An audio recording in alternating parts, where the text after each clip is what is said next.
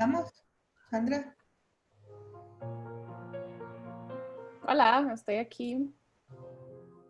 Genial, ya estamos. Benito, un favor, pues, ya está Alicia, ya. Y creo que ya nada más falta Ana. Hola. ¡Ay, qué locura! Sesiones estuvimos hablando pues de los problemas globales a los que nos enfrentamos, como es el cambio climático y el origen de este problema, este modelo extractivista basado y capitalista que busca la extracción de recursos para la generación de capital y cómo eso ha generado una alteración en los ciclos naturales de la Tierra y pues eso evidentemente digamos, ha impactado el vivir de ecosistemas enteros y por supuesto de la población.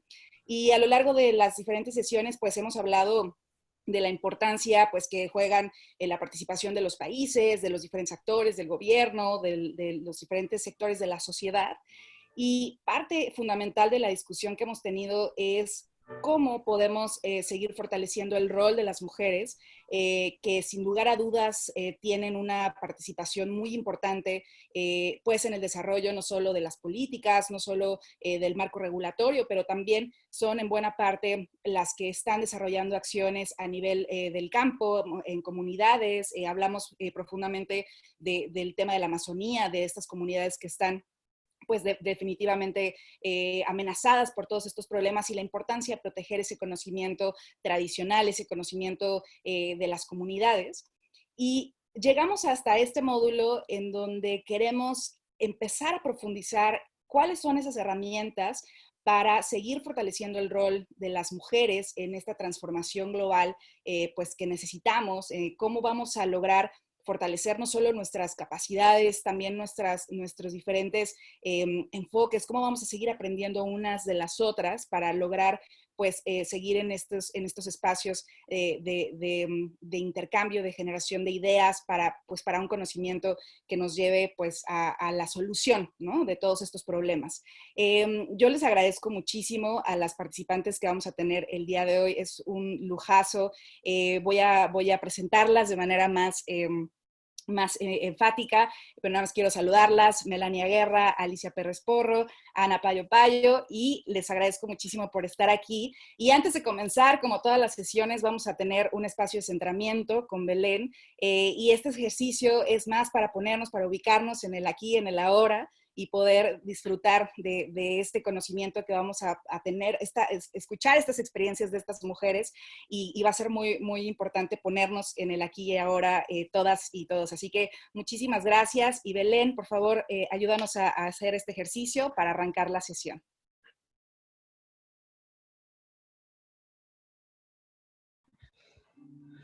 Bueno. Perdón. Dame un segundito. Esto es lo que pasa con las sesiones y la tecnología que siempre tiene estas cosas. Dale, Belén.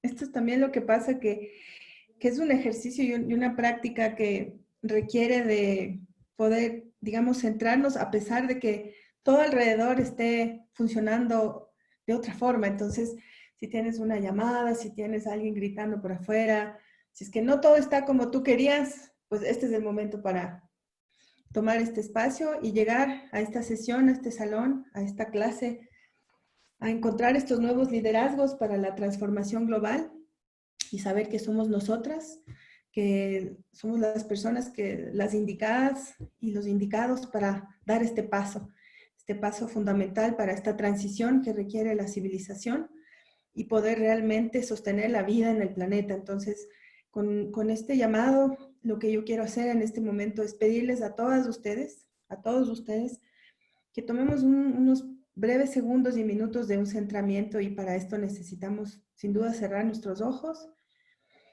y conectarnos con nuestra respiración y ir aterrizando, ir llegando a este espacio. Y a través de sentir la respiración, que es el mecanismo, es el funcionamiento más básico de la vida humana, poder conectarnos con la respiración, sentir la temperatura del aire que entra por nuestros orificios de la nariz. Respiramos Sentimos la respiración entrando a nuestro cuerpo sin hacer ningún esfuerzo, como lo hacemos normalmente cada día. La respiración es cadenciosa, es continua, es permanente. Está ahí todo el tiempo, nos acompaña todo el tiempo. Inhalamos, exhalamos. Y a medida que nos conectamos con la respiración, nos conectamos también con nuestros pensamientos. Dejamos que los pensamientos entren y que también los podamos observar y también puedan salir. Inhalamos y nos conectamos con nuestra cabeza, con nuestro cuello, nuestros hombros.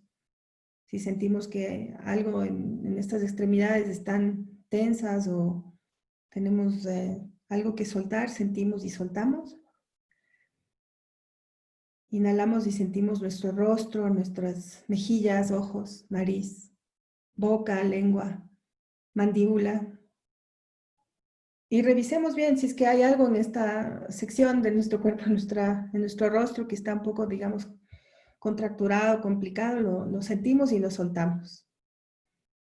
Inhalamos y ahora sintamos nuestros hombros, extremidades, brazos, codos, manos, los dedos de las manos. Sentimos los dedos, movemos un poco estos dedos de las manos, las muñecas. Y vamos sintiendo si hay algo que no está en su lugar, que está adolorido, si es que hay algo que nos está molestando. Miremos en dónde está ese dolor, esta complicación y sentimos y soltamos. Inhalamos y sentimos nuestros órganos internos, nuestro estómago, nuestros riñones, intestinos, que también pueden estar tensos, pueden estar inflamados. Sentimos cómo se siente nuestro cuerpo internamente y con esta respiración también dejamos soltar lo que no nos sirve en este momento. Inhalamos y nos conectamos con nuestras caderas, piernas, tobillos, a pesar de que estamos sentadas. Sentimos nuestras piernas, nuestras rodillas, pantorrillas, pies. Sentimos todo nuestro cuerpo, movemos los dedos de los pies, si es que podemos. Y ahora sentimos todo el cuerpo. Si es que hubiese un malestar o un sentimiento, incluso un pensamiento en este momento, que viene y llega en este momento, lo miramos y también lo dejamos salir, lo dejamos ir. Inhalamos y sonreímos desde el corazón.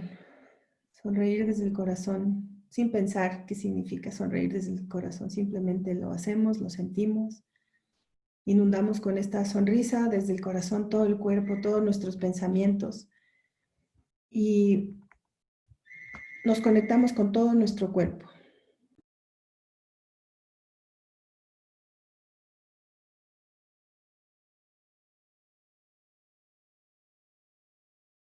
Inhalamos por última vez y ahora juntamos nuestras palmas frente al pecho, juntamos nuestras manos frente al pecho y sentimos esta energía con vigor, con fuerza, esta energía que sale de nuestros cuerpos y llevamos este calor a nuestros ojos y a nuestro rostro. Apretamos los ojos por 3 ocasiones con esta energía de nuestras manos y nos damos una lavada, como si estuviéramos lavando nuestra cara con esta energía. Ahora acariciamos nuestra cabeza de adelante hacia atrás. Y sin abrir los ojos, simplemente nos centramos de tal manera que desde el centro de nuestro corazón, desde el centro, desde la tranquilidad, desde donde el mejor espacio en el que ustedes conocen que tiene su cuerpo y su mente, nos abrimos para estar presentes y poder encontrar en estas ponencias, encontrar en estos roles, encontrar en estas personas, mujeres, una razón, una explicación de la mejor manera en la que todas nosotras y todos nosotros podemos aportar en este momento de la humanidad a la crisis ecológica, social que enfrentamos. Desde un espacio de serenidad, desde un espacio de calma, nos conectamos entre todos los que estamos en este espacio, dando gracias al universo, a los ecosistemas, al agua, a la tierra, a las montañas y a todos los seres humanos que están conscientes y listos para actuar. Bienvenidas, bienvenidos y muy buenos días. Muchísimas gracias, Belén, por esta introducción y por siempre ponernos en este estado de conciencia y de presencia en el momento. Bueno, yo quiero agradecerles muchísimo, por supuesto, a todas las que son parte de defensoras de este curso y también a quienes nos van a seguir en redes sociales. Y la verdad es que les podría contar muchísimas cosas de las panelistas que tenemos hoy. Les voy a contar de manera muy general de cada una. Todas sus biografías están en la compilación de las biografías de las participantes. Y primero quiero decirles que lamentablemente Mónica Araya no va a poder estar con nosotros porque fue una confusión de tiempos. Ella está de vacaciones y tenía que trasladarse y pues no pudimos afinar ahí los tiempos, pero bueno, felizmente esperamos tenerla en otra sesión. Pero quiero contarles quiénes nos acompañan el día de hoy. Primero voy a presentar a Melania Guerra. Ella es de Costa Rica.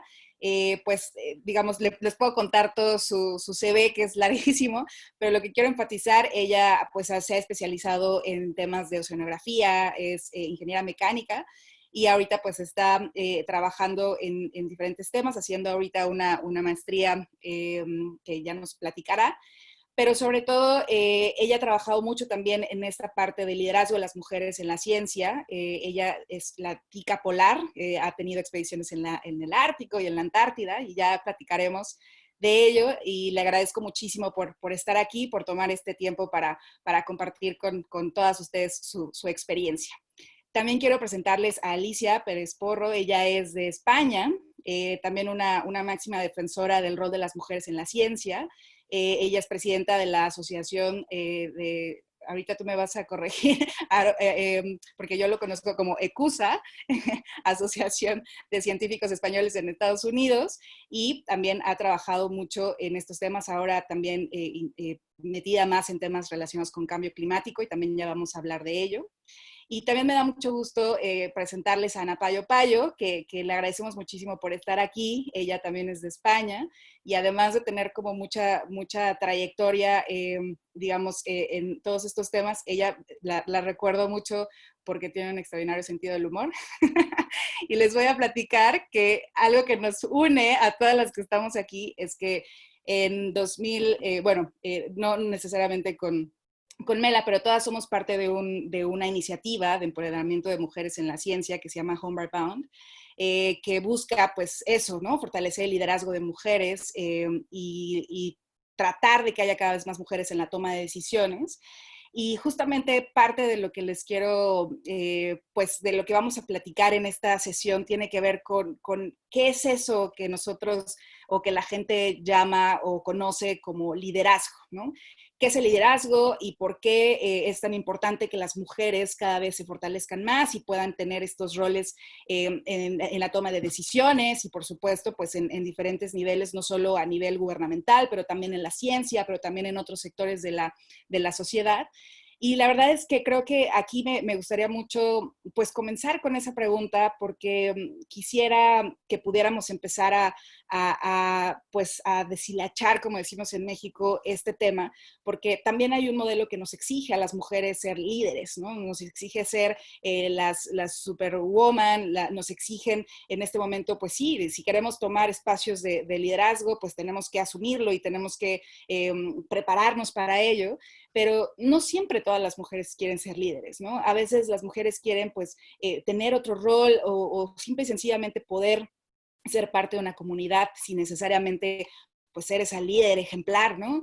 Y eso no está mal, ¿no? Pero en algunos modelos, pues eso es lo que se nos exige como mujeres. Y como mujeres, pues ahora tenemos esta presión, ¿no? De ser mamás, de ser profesionales, de ser esto, de ser el otro. Pero al final del día, ¿qué es liderazgo? ¿No? Entonces me gustaría comenzar con esto para poder ir bajando cuáles son esos aspectos de liderazgo en sectores, por ejemplo, como la academia, por ejemplo, con la experiencia que han tenido Ana y Alicia, y particularmente en el caso de América Latina, ¿no? Que también Mela nos pueda contar pues, cuáles son estas dificultades que las mujeres enfrentan para asumir posiciones de liderazgo en la academia, en la ciencia, en América Latina. Entonces, ¿qué es liderazgo? Cuando empezamos a hablar de todos estos temas, déjame comenzar. Mela, ¿qué es para ti el liderazgo? Hola Sandra y Alicia, Ana, Belén y bueno, todas las participantes que nos escuchan y nos ven. Muchísimas gracias por el espacio, es siempre lindo, como decís, que somos amigas y tenemos algo que nos une tan fuertemente y que vamos a discutir más adelante. Y creo que a la hora de discutir el liderazgo, pues no se me ocurre mejor que compañeras de este programa de Antártica para discutirlo.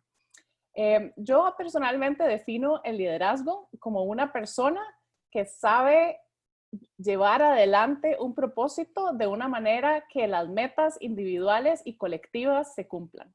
Así que debe ser una persona que logra integrar tanto lo que el grupo quiere alcanzar como las metas individuales que cada uno de los miembros de ese colectivo desea tener. Entonces tiene que ser alguien con mucha capacidad de dos cosas que son muy, pensaríamos tal vez incompatibles. Debe saber escuchar porque tiene que entender y tener una perspectiva y una visión macro de saber qué es lo que cada una de las personas quiere, buscar caminos para que se le proporcionen oportunidades a cada una de ellos y de ellas a que los cumpla.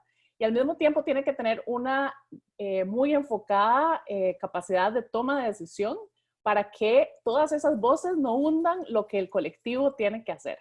Entonces creo que este liderazgo que estamos viviendo, creo que muy de cerca hoy en día, cuando diferentes países quieren jalar en diferentes direcciones y al mismo tiempo tenemos una meta global que es lograr salir de esta pandemia de la manera más saludable para todos los miembros y todas las personas del planeta. Es el perfecto ejemplo de qué es el liderazgo.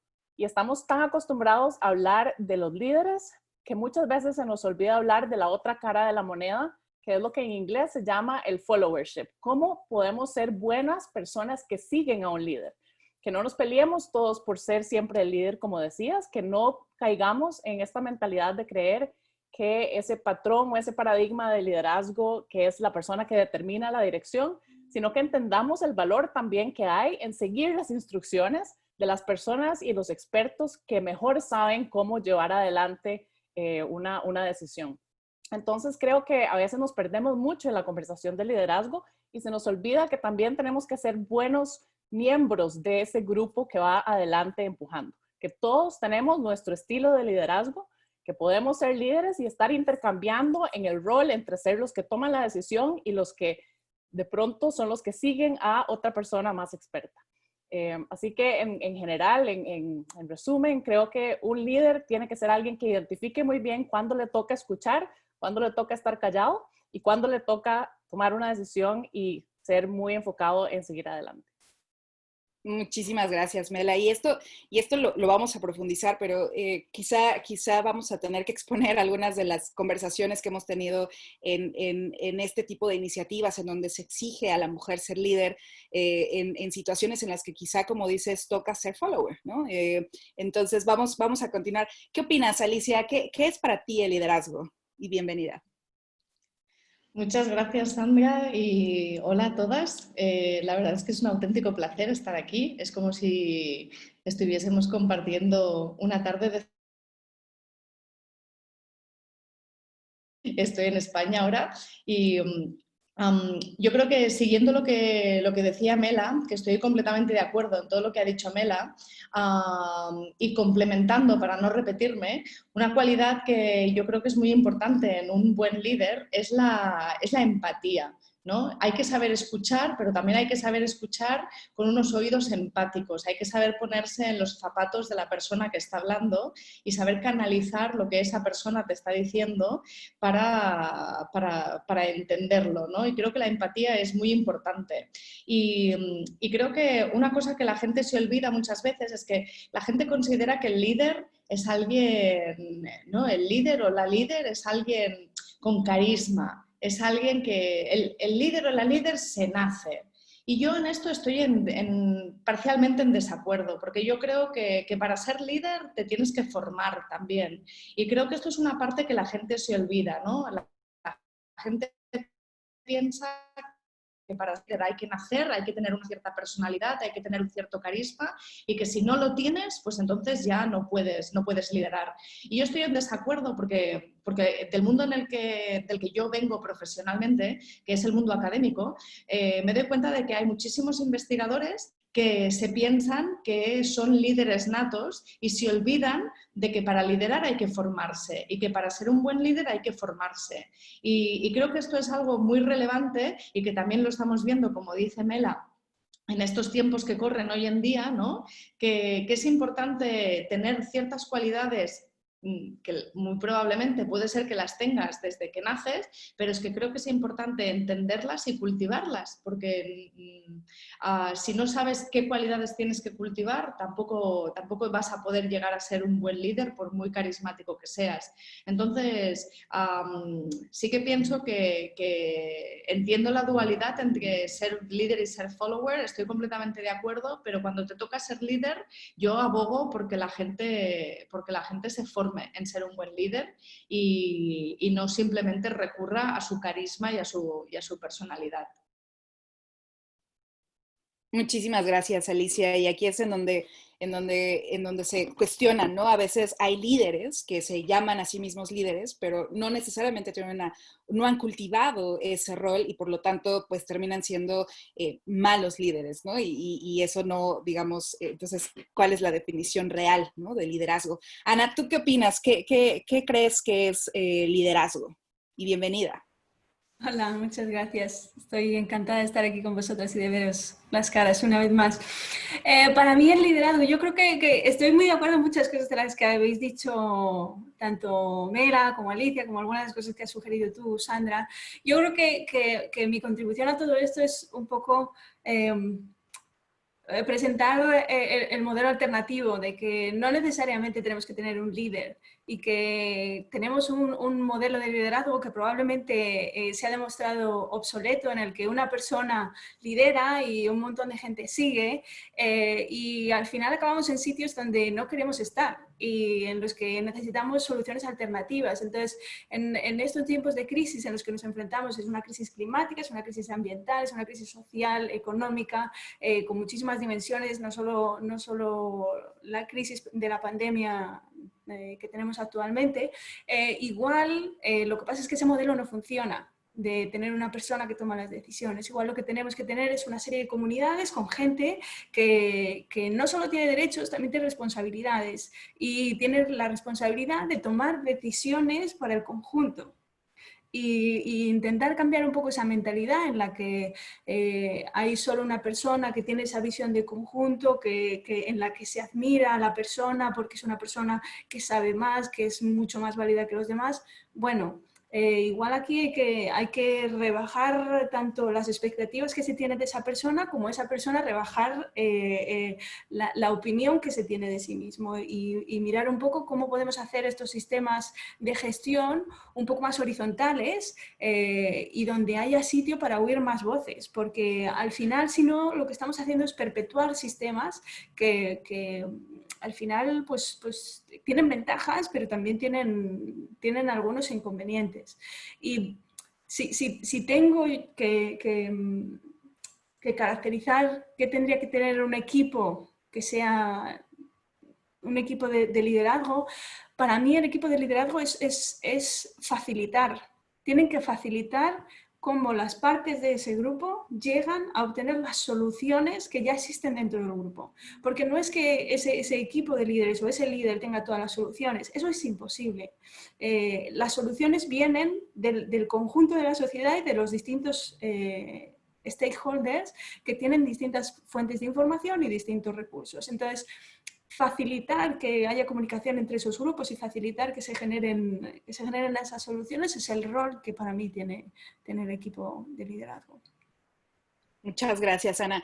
Les quiero contar a las participantes que una discusión que tuvimos en el programa de Homeward Bound como ejercicio de liderazgo es que hay un gran foco en esta parte de liderazgo individual, ¿no? De tu persona tiene que tener ciertas características para ser líder. Y entonces discutíamos mucho de si realmente esa era la parte que teníamos que fortalecer o este sentido de comunidad. Y yo les compartía que, por ejemplo, cuando tuve oportunidad de visitar la Amazonía, gracias a Belén, yo vi un sentido de comunidad en donde, por supuesto, hay guías, hay aquellos actores que por su experiencia, por sus años, pueden guiar, pero había un sentido de pertenencia de esta horizontalidad que entonces decías, quizá ahí es en donde tenemos que desconectarnos de esta idea fija de la individualidad para hacer, como tú decías, Ana, un sentido más de colectividad y ahí es en donde vemos quizá las cosas diferentes. Y a mí me gustaría solo aprovechar que Belén está aquí, que nos pueda compartir también su visión de qué es liderazgo con esta, digamos, con esta visión de lo que se ha planteado, pero para ti, ¿qué es liderazgo, Belén? Gracias, Sandra, por la invitación a contestar esta pregunta. Y bueno, a mí me gustaría tal vez hablar ya desde mi experiencia personal en relación al liderazgo. He podido participar durante estas 2 décadas en muchos procesos de distintos tipos de capacitaciones o de procesos de liderazgo en donde se requiere el tema de liderazgo. Pero realmente me he concentrado mucho en los años en lo que llamamos el liderazgo para la transformación personal y cómo trabajar con comunidades, ambientales, sociales, que buscan la sostenibilidad ambiental, la justicia social, la espiritualidad plena, vista no desde la religión, sino desde los temas más profundos del ser. Y en este sentido me he encontrado con cosas muy importantes. O sea, el líder tiene que encontrarse a sí mismo, tiene que conectarse con su corazón, con su cabeza, con su espíritu, ahondar en esto, y este es el trabajo más importante de todos los seres humanos al momento de hablar de liderazgo, puesto que para enfrentar lo que tenemos en este momento, ¿no es cierto?, las diversas crisis climáticas, económicas, sociales, etcétera, tal vez no podemos lograr cambiar nada de lo que está afuera si es que nosotros y nuestra comunidad más inmediata no está saludable, no está en un nivel armónico, si es que no hemos superado nosotros mismos nuestros propios miedos. Y en ese sentido, el trabajar contigo, con tu familia, con tu comunidad más cercana, que puede ser tu barrio, tu lugar de trabajo, requiere de mucho esfuerzo y también de mucha ser genuino, ser leal a lo que estamos enfrentando en este momento y dejar de poner muy en alto el tema de la justicia social. No podemos realmente llegar a tener resultados en torno a los temas ambientales y de la reestructuración del mundo si es que no ponemos atención a los temas de justicia social en este momento. Entonces, el líder para la transformación tiene un carácter que realmente aborda este tema de las desigualdades con mucha seriedad y realmente pone al servicio su conocimiento al servicio de todo lo que pueda estar alrededor desde una manera que tal vez no se pudo imaginar, porque pensó que era una persona muy intelectual y que su servicio era la ciencia, pero realmente tratar de bajarnos de estos espacios en donde todo es más cómodo, porque tal vez ahí es donde estamos trabajando o ahí es donde somos buenos, pero bajar esta mirada a las cosas más básicas, más sencillas, dejar de tratar a las personas y a las personas que no queremos ver como un entorno aislado, como basura, es lo que yo pienso que debemos hacer todos y todas en este momento. Ver a los pueblos indígenas, a la gente más pobre, con estos ojos desde el corazón, que tal vez es algo que no lo vemos todo el tiempo. Muchas gracias, Belén. voy a pasar a esta segunda ronda para que podamos hablar de esta transformación global. Estamos en un momento de crisis múltiples de salud, económica, ambiental, y ahora hay una necesidad imperante de que la población se mueva, digamos, hacia una dirección, y esa dirección no necesariamente es la que veníamos caminando. Y pues aquí necesitamos unir fuerzas, unir corazones. Ya decíamos que la pandemia nos ha demostrado que podemos movernos con rapidez, que podemos ser más disruptivos, que si trabajamos juntos podemos hacer cambios. Pero, ¿cuál es el rol? ¿Cuál es el rol de las mujeres? ¿Cómo nos ubicamos en este proceso? Y por supuesto, por ejemplo, ¿cuál es el rol en la toma de decisiones? ¿Cuál es el rol en la ciencia? ¿Y cuáles son esos obstáculos? ¿No? Hay que afrontar que no estamos en un mundo que está acostumbrado al liderazgo de las mujeres, y siempre se nos va a cuestionar o se nos va a presionar mucho más, pero ¿cuál es ese rol y cuáles son esos obstáculos? Y a mí me gustaría pedirles a las tres panelistas si nos pueden tal vez intercambiar algún aprendizaje, por ejemplo, de este programa de Homeward Bound, para que también nuestras participantes conozcan de este tipo de experiencias de programas de liderazgo global, y pues de qué podemos aprender de ello para terminar de actuar a nivel de nuestro actuar cotidiano. Empezamos contigo, Mela. ¿Qué nos cuentas? ¿Cuál es ese rol que tú percibes? ¿Cuáles son esos obstáculos? ¿Y qué buenas experiencias o qué aprendizajes puedes compartirnos, pues, para seguir en este proceso de formación? Gracias. Pues voy a retomar un poco lo que mencionaste antes de abordar la pregunta actual, cuando hablaste sobre la importancia del sentido de comunidad. Yo soy una súper apasionada, y aquí las que me conocen bien saben esto, que yo soy súper amante de la historia de la exploración, tanto de Antártica, que compartimos todos, como también la exploración marítima y naval, como también la exploración espacial. Creo que hay un montón de análogos y de paralelos que se pueden tomar de esos ejemplos. Y desde pequeña fui siempre la que quería ser astronauta, la que quería ser Jacques Cousteau, y tenía todos estos ejemplos a seguir que eran hombres que yo quería imitar, y que por dicha crecí en una familia, en una casa en la cual nunca me pusieron unos lentes de que viera como que ellos eran hombres y yo era mujer, y percibiera que de alguna manera era inaccesible para mí cumplir esos sueños. Entonces creo que ahora que mencionas esto del sentido de comunidad y la importancia de que un líder ajuste las velas cuando cambia el viento, que eso es literal en el caso de la exploración marítima, por ejemplo, se me ocurren dos ejemplos en el caso de Antártica, que siempre son como modelos de liderazgo que se analizan desde un enfoque actual, pero con unas grandes enseñanzas históricas. Y son los ejemplos de Scott, que fue el segundo en llegar al Polo Sur, que lideró una expedición de británicos que querían llegar de primero, pero cuando llegaron al Polo Sur se dieron cuenta que ya estaba la bandera de Noruega, porque Amundsen había llegado 5 semanas antes. A pesar de un montón de señales variables en el tiempo, en el clima, que eran indicaciones de que las cosas estaban cambiando, Scott fue un líder que nunca se desvió de su meta de que él quería llegar al Polo Sur, y haciendo esto puso en riesgo, y al final murieron todos en la expedición porque no pudieron regresar a tiempo hasta el campo base. Así que él es el caso de un líder en que no respeta o no se da cuenta de las prioridades que están cambiando, y no cambia esa meta, ese objetivo, no lo ajusta a las nuevas condiciones. Mientras que el otro lado del espectro, es un líder como Shackleton, que fue una persona que quedó encerrada con 27 de sus hombres en el hielo, que llegó más temprano, el año en que estaban en la Antártica, quedaron atrapados en el barco, y durante casi 2 años no pudieron bajar o no pudieron hacer su expedición como planeada, y tuvieron que cambiar completamente los objetivos a que se convirtiera en simplemente sobrevivir. Entonces él se convirtió en un líder que dejó de lejos el objetivo principal, que era cruzar la Antártica caminando, y de pronto su meta nueva se convirtió en cómo voy a sacar a estos hombres vivos de la Antártica. Así que son dos casos que para mí son fascinantes, porque demuestran como el más extremo de un lado y el extremo del otro lado, que al final Shackleton logró salvar a todos sus 27 hombres y llevarlos de regreso a casa.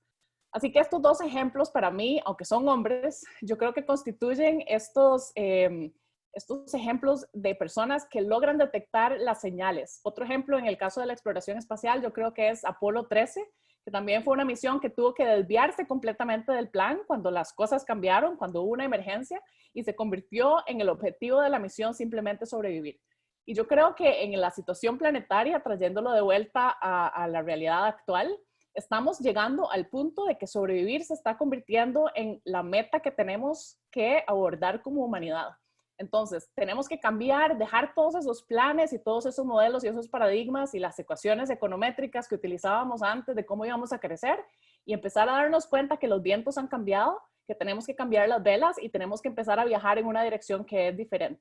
Que estamos informados, que tenemos el conocimiento, así como Shackleton tenía mediciones del hielo, mediciones del viento, tenemos el conocimiento para saber para dónde cambiaron los vientos ahora y tenemos que ajustar esa meta para que se vuelva el bienestar global.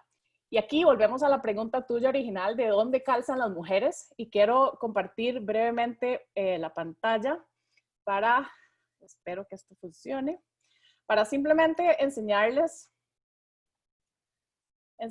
una gráfica. Espero que la puedan ver. ¿Me dice alguien si la ven? Sí, la vemos. Sí, ok. Estos son dos estudios que simplemente quiero referenciar muy brevemente. El estudio de la izquierda de Nature Climate Change es un estudio que para mí motiva o incentiva por qué debemos incluir no solo a las mujeres, pero también a las generaciones jóvenes. Así que específicamente a las niñas y a las personas jóvenes, mujeres jóvenes. Fue un estudio que hizo la Universidad de Yale que demuestra que las hijas mujeres son las que tienen más capacidad de cambiar el parecer de sus padres hombres, generalmente más conservadores, en cuanto a la posición sobre cambio climático. Así que si educamos a esas niñas y esas jóvenes, ellas son las que más tienen probabilidad de cambiar la opinión de su papá y hacer que esa generación encima suyo haga algo al respecto al cambio. Y en el estudio de la derecha tenemos un estudio que también hizo la Universidad de Yale que describe lo convencidas que están las minorías, en este caso étnicas, en cuanto a la importancia de hacer algo respecto al cambio climático. Y ahí vemos que entonces no solo tenemos que incluir a las mujeres en general, pero sobre todo a las mujeres de estas minorías, a las mujeres hispanas que están súper convencidas de que esto es un problema crítico sobre el cual hay que trabajar, y también a las mujeres de raza negra, que también tienen un convencimiento y una seguridad de que esto es un problema que sobrepasa por mucho a las personas blancas. Así que tenemos que hablar aquí de lo que es la interseccionalidad, que no es simplemente nada más hablar de las mujeres como si fuéramos todas iguales, sino específicamente traer a estas minorías, a las mujeres jóvenes, a las mujeres hispanas, a las mujeres negras, que ellas ya tienen el convencimiento, simplemente necesitamos traerlas a la mesa para que tengan poder de decisión. Muchísimas gracias, Melania. Y aparte me gusta mucho esto que enfatizas. O sea, a veces nos referimos a los grupos como si fuesen todos iguales y no, en realidad tenemos que pensar en esa diversidad. Alicia, ¿qué opinas tú sobre el rol de las mujeres en esta transformación global? ¿Qué obstáculos identificas y qué lecciones quizá tú puedes traer y compartir con las participantes de cuáles son esas acciones que podemos hacer pues, para seguir fortaleciendo nuestro rol en este proceso, pues para seguir luchando en este espacio de sobrevivencia, ¿no? Como lo enmarca Melania. ¿Qué opinas, Alicia? Pues siguiendo en lo que dice Melania, que estoy completamente de acuerdo, realmente está claro que el liderazgo tal y como se ha concebido hasta ahora nos ha llevado a donde estamos ahora mismo, a una emergencia climática y estamos totalmente en modo de supervivencia. Y este modo de supervivencia, como bien ha descrito Mela, implica que tenemos que cambiar totalmente el modelo de liderazgo. Y se está viendo ahora mismo el mundo, estos días que estamos viendo una pandemia global y que da igual si estás en España o en Costa Rica o en Inglaterra o en Zimbabue, todo el mundo está metido en esta pandemia y se está viendo que el mundo es una especie de laboratorio gigante más que nunca, donde realmente una cosa que se está testeando es el liderazgo y además se está testeando a tiempo real, ¿no? Hay un montón de líderes diferentes y se está viendo qué modelos y además es horroroso porque se está testeando en función del número de muertes, que vamos, no me puedo plantear un escenario escenario peor, ¿no? Entonces se está viendo que aquellos países que tienen un buen modelo de liderazgo tienen menos muertes y curiosamente muchos de los países que tienen un buen modelo de liderazgo están liderados por mujeres o hay un alto componente de mujeres en sus órganos de gobierno. Entonces yo creo que realmente, vamos, si este laboratorio gigante y este experimento gigante por el que no hace que abramos los ojos, la verdad es que es un poco descorazonador, ¿no?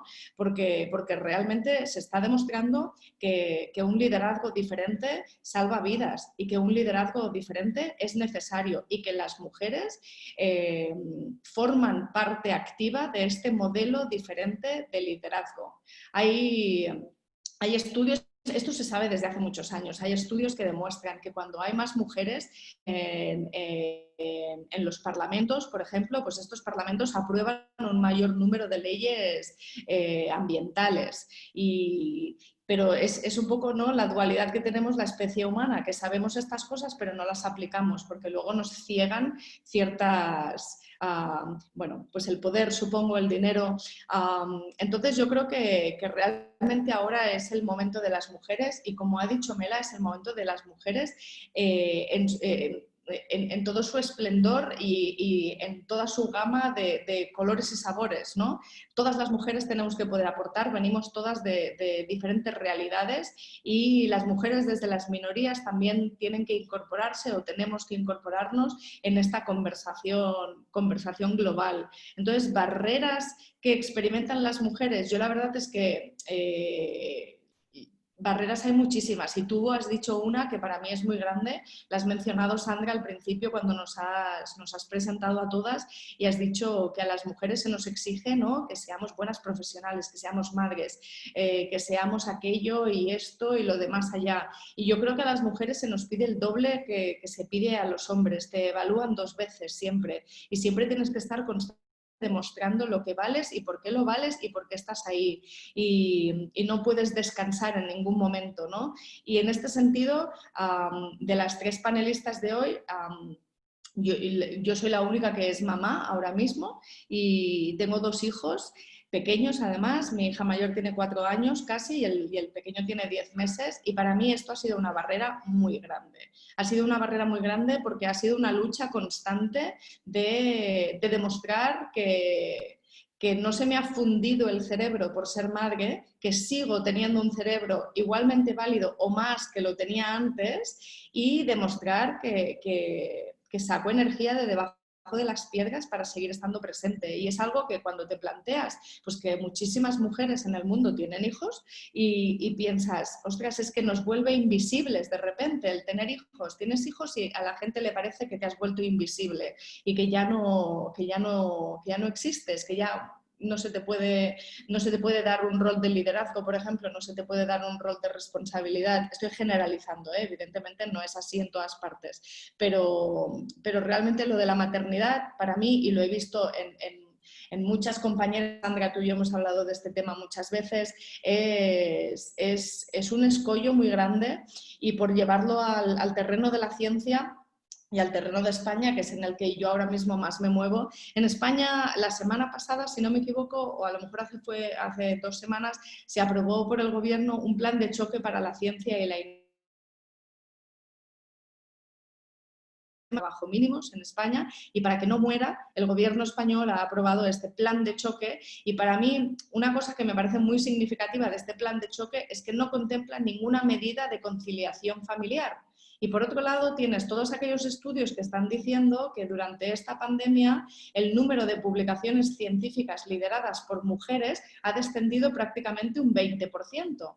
Y entonces dices, bueno, es que si realmente queremos seguir manteniendo a las mujeres dentro de la carrera científica, y por carrera científica ya no solo me refiero a investigación, sino a comunicación científica, a gestión científica, a diplomacia científica, tenemos que abordar el tema de la conciliación familiar. Y la conciliación familiar va más allá de tener hijos, porque todo el mundo necesita conciliar. Tenga hijos o no tenga hijos, porque puedes no tener hijos, pero tienes una vida igualmente, con la que también tienes que conciliar. Entonces, yo creo que es nuestra bendición y es nuestra ruina esta conciliación familiar, porque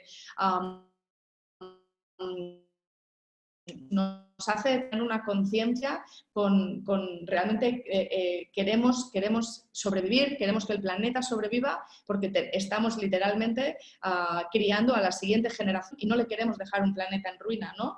Pero por otro lado, esta conciliación familiar es un escollo muy grande que parece que no todos los gobiernos están dispuestos a gobiernos, empresas, organismos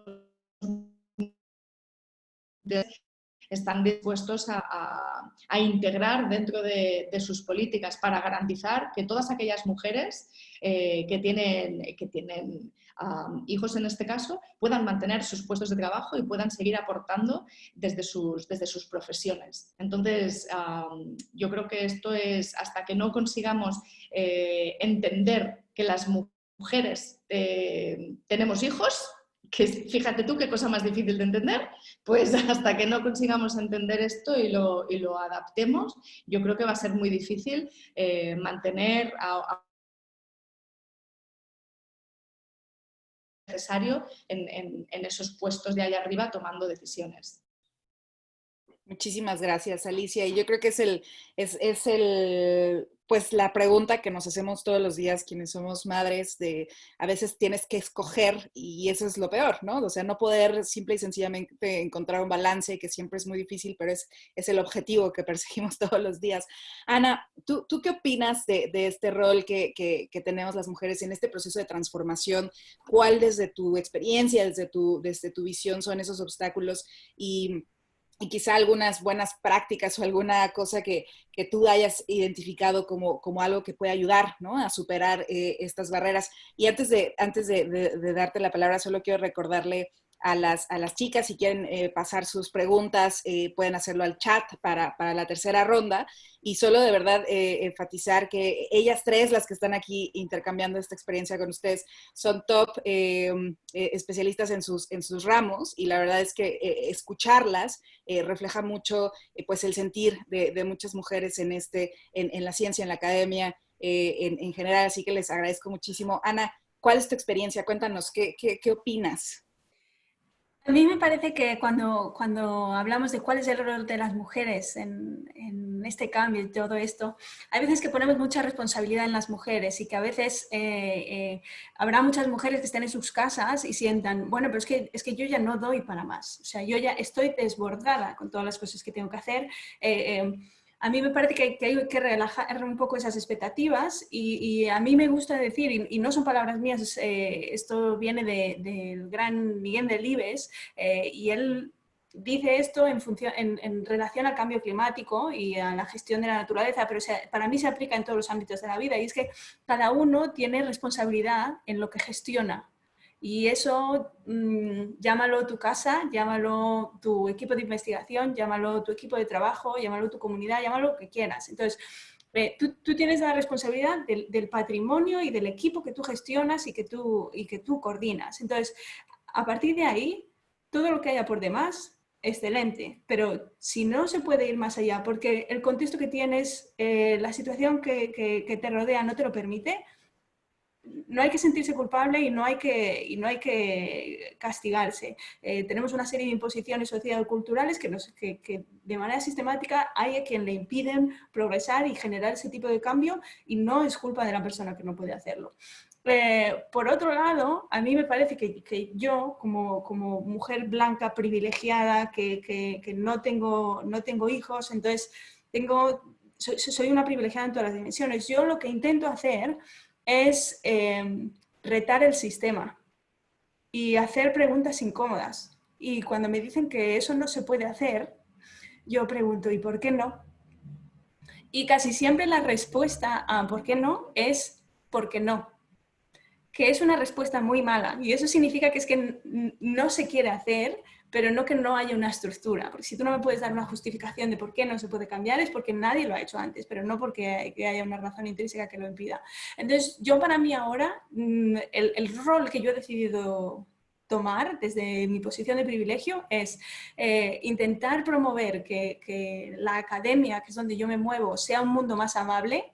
Yo trabajo desde las 9 de la mañana a las 5 de la tarde, que es mi horario, y a partir de esa hora que no me escriban porque no me van a encontrar. No tengo hijos, pero tengo una vida y quiero que haya esa división entre la vida y el trabajo, y que yo pueda trabajar fuera de horas no quiere decir ni que lo quiera hacer ni que deba hacerlo, porque lo que hace es perjudicar a todo el sistema y generar una bola que nunca para, en la que perjudicamos a otros al hacerlo y nos perjudicamos a nosotros mismos. Y yo creo que también otra de las cosas que yo intento hacer es, a pesar de que muchas veces tengo síndrome del impostor y que pienso, ¿qué hago aquí? ¿Qué haré yo aquí? Aunque sepa que tenga todas las cualidades y todas las calificaciones y que tenga un petate de currículum que no le cabe a mi madre en la estantería, hay veces que aún así yo dudo. Y entonces yo, cuando me pasa eso, la tarea que me he puesto a mí misma es sencillamente parar y estar. No tengo ni que moverme hacia adelante ni nada. Lo que tengo que hacer es aguantar que pase la ola y quedarme ahí. Y cuando haya buen viento, ya pongo yo las velas y ya tiro para adelante. A ver no sé si me explico, pero porque muchas veces, y esto una vez más, yo lo puedo hacer porque tengo una posición de privilegio y tengo una serie de características en mi entorno que me lo permiten hacer, pero son las cosas que yo estoy intentando implementar. La última es decir que no. Hay veces que hay que decir que no. Y hay cosas que no quiero hacer. Y porque sea una mujer en ciencia, no quiere decir que yo tenga que estar en todos los paneles de evaluación de mujer y ciencia. No quiere decir que yo tenga que estar en todas las charlas de todas las cosas que haya de género y ciencia. Porque al final eso supone que sí que es verdad que yo puedo convertirme en un role model y visibilizar mi figura, pero también supone que eso tiene un precio para mi producción académica. Y que en algún momento es posible que no me pueda permitir y que yo acabe estando fuera del sistema porque haya un trade-off con todo el tiempo que he invertido en estas otras cosas. Entonces, mi responsabilidad ahora mismo es ser un buen ejemplo, perpetuar los tipos de modelos que yo quiero ver dentro de la academia y mantenerme aquí para poder llegar a los sitios donde de verdad puedo ejercer los cambios que necesitamos. Buenísimo y totalmente de acuerdo, Ana. Y yo creo que aquí hay este tema que nos pasa mucho a las mujeres, es este sentido de la culpabilidad de todo, ¿no? Que si eres mamá, que si no eres mamá, que si tienes 2 hijos, que si tienes uno, que si decidiste hacer un doctorado, que si no decidiste hacer un doctorado. O sea, todo el tiempo hay esta presión y al final pues terminas sintiéndote culpable por una o por otra, ¿no? Y aquí a mí me gustaría como poder... estamos hablando, sobre todo en este curso, lo que buscamos pues es dar herramientas, ¿no? Herramientas para que las personas que decidan, digamos, emprender un camino de la defensa del territorio, la defensa de la naturaleza en diferentes escenarios lo puedan hacer, pero como lo hemos dicho, que sea una opción, ¿no? Que haya esas oportunidades, más no que sea una imposición. Por ejemplo, nos comparte aquí Olimpia, ¿no? Se han abierto muchos espacios para la participación de mujeres. Por ejemplo, están estas cuotas de género en el Poder Legislativo, ¿no? O sea, cada vez hay más estos espacios, pero el punto es, queremos tomarlos, se pueden tomar, porque como decían, aquí Olimpia nos comparte, no necesariamente a las mujeres se les invita, ¿no? O sea, dicen, ahí está la política, pero no hay este sentido de dar seguimiento. Y a veces quizá las mujeres no quieren participar o no pueden participar por todas estas restricciones de las que ya hablábamos. ¿Cuáles desde su punto de vista pueden ser herramientas que quizá a ustedes les han funcionado para ejercer ese rol que han elegido? Porque al final, como dices, Ana, somos unas privilegiadas. Creo que la mayoría de los que estamos en esta sesión hemos tratado de elegir, ¿no? A lo mejor en algunos momentos nos hemos así como medio arrepentido, pero estamos eligiendo. ¿Y cuáles pueden ser esas herramientas para fortalecer ese rol que estamos, digamos, eligiendo y cómo poderlo fortalecer de cara pues, a esta batalla que hemos asumido, ¿no? de la protección del ambiente, de generar cada vez más conciencia sobre todos estos temas, partiendo pues de la experiencia que ustedes tienen y sobre todo, bueno, ¿qué más? ¿Qué recomendaciones a lo mejor ustedes les podrían dar a las participantes en esta búsqueda? Muchas de ellas muy jóvenes que también están en este proceso de búsqueda de estos espacios. Entonces, pues desde su punto de vista, ¿cuáles son eso que a ustedes les ha servido y qué otras cosas podrían ustedes recomendar pues, para fortalecer esto que son las decisiones que hemos asumido? Mela, ¿qué opinas? Qué buena pregunta y me emociona mucho contestar esto porque creo que es bastante reciente que descubrí esta herramienta y ya ha sido transformadora para mí y justamente el título de este panel es transformar, está el verbo ahí 2 veces, así que pues quiero compartirla. Es una herramienta que se llama la comunicación no violenta. Alguna gente a veces puede encontrarlo como CNV o Nonviolent Communication. Hay mucha literatura en inglés. Y esta herramienta lo que hace es abordar la comunicación, como dijo Alicia, desde la empatía. Entonces, cuando tienes un conflicto o cuando tienes una conversación, simplemente lo que te permite es aprender a escuchar activamente desde entender las necesidades y los valores de la otra persona. Entonces, déjate ponerle atención a la palabra, si te dijo una mala palabra o un insulto, y empiezas a ver como la capa que existe por debajo, no solo de la otra persona, pero también de la de uno mismo. Entonces, cuando yo actúo, cuando yo tomo una estrategia para resolver, no sé, si quiero pues tener una relación, entonces, ¿cómo yo busco una estrategia para satisfacer eso?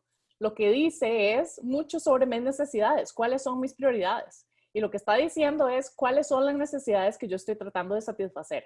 Es la necesidad de conexión, es una necesidad de independencia, es una necesidad de empatía. Entonces, te permite ver más allá de las palabras, más allá de los conflictos y entender, bueno, esta persona probablemente lo que quiere hacer es satisfacer su necesidad de independencia y yo le estoy tratando de forzar una conexión, entonces ahí está el desempate. Y de ahí te permite entonces empezar a buscar estrategias alternativas que resuelvan las necesidades de los dos lados. Y yo cuando pienso, por ejemplo, Sandra conoce este ejemplo muy bien, mejor que yo, sobre, por ejemplo, en las negociaciones de clima. Cuando tienes a un país que tiene unas prioridades y unas necesidades, como tal vez los países árabes, que han puesto todo su desarrollo en la base de los combustibles fósiles, y lo pones a negociar con un país que tiene unas prioridades y unas necesidades muy, muy diferentes, y se empiezan a hablar y nunca se logran entender, y las personas no logran ver más allá de darse cuenta que ese país simplemente lo que está tratando de hacer es satisfacer las necesidades y las prioridades de su gente. Entonces no es que están tratando de ser los malos, no hay un paradigma de correcto o incorrecto, simplemente hay prioridades y valores que son diferentes. Entonces yo recomiendo montones que investiguen, que averigüen sobre la comunicación no violenta. Hay maneras y estrategias para usarla, por ejemplo, para pasar de esa culpa que sentimos por el privilegio a transformarlo en propósito. ¿Cómo podemos identificar y mapear todos esos privilegios que tenemos cada uno de nosotros? Tanto en nuestra red o como en nuestras propias habilidades personales, y cómo pasar de sentirnos mal por ellas y de sentir una culpa por tenerlas a transformarlos en algo que de verdad sea útil para elevar las voces de los que no tienen esos privilegios. Entonces es una herramienta que es muy práctica, que es muy como específica, pero me ha servido montones y lo conecto montones con el mundo del cambio climático. Muchísimas gracias, Mela. Voy a tratar de capturar también las preguntas que están acá, que nos comparten las participantes, y ahorita, digamos, vamos a poder abordarlas, pero las agrego para que lo vayan, digamos, poniendo en sus pensamientos. Y, por ejemplo, aquí nos pregunta Priscila, ¿no? ¿Cómo hacer para concentrarnos y encontrar la manera de atender las prioridades? Porque habiendo tantas cosas, de repente, pues nos perdemos en todo, y de qué manera podemos no perdernos y tratar de priorizar, ¿no? Y como en esta parte de la planeación que queremos hacer para elegir lo que nos gusta. Y otra pregunta que nos hace Loarri también tiene que ver con, pues hemos hablado del papel de las mujeres en varias arenas, ¿no? Científico, familiar, ambiental, pero nos pide si podemos comentar sobre el papel en el ámbito político, como la gobernanza, y por qué los modelos de liderazgo hasta ahora, pues no han sido del todo efectivos, porque si pensamos a nivel global, en realidad solo 16 países del mundo están liderados por mujeres y el resto pues están liderados por hombres, ¿no? ¿Qué es posiblemente lo que ha fallado en este sentido? Y bueno, voy a retomar esto y ahorita regreso con las siguientes preguntas, pero bueno, las agrego por si en la respuesta que hagan Alicia y Ana quieren retomar algunos de estos puntos, y si no, lo hacemos para la siguiente ronda. Alicia. Pues respondiendo a la última pregunta, respondiendo por el final, los factores que juegan en contra de mujeres llegando digamos, a puestos políticos de liderazgo, liderando países, presidentes de países, yo creo que, bueno, hay miles de estudios acerca de ello, pero yo creo que es una conjunción de factores. Es donde la sociedad también, la sociedad y la cultura juegan un papel importante, porque, bueno, pues porque hace años, por ejemplo, hay este estudio famoso en el que se pedía a los niños que dibujasen un líder, ¿no? Y dibujaban pues a un señor, o de que dibujasen a un científico y dibujaban pues al típico científico loco en plan Einstein con el pelo así blanco, y a los niños no se les ocurría dibujar a una mujer cuando les decían dibújame a un líder, o no se les ocurría dibujar a una mujer cuando les decían dibújame a un científico, ¿no? No se les ocurría dibujar a una científica. Y esto poco a poco está cambiando y ya poco a poco vamos cambiando las tornas, con lo cual yo creo que la sociedad juega un papel muy importante, ¿no? Porque si toda la sociedad de un país tiene que votar al líder de ese país y esa sociedad no ve como líder a una mujer, pues difícilmente va a votar a una mujer. Eso es un factor que, independientemente de si la mujer ha llegado a posicionarse como candidata o no, pues si la sociedad no ve a una mujer como líder, pues da igual.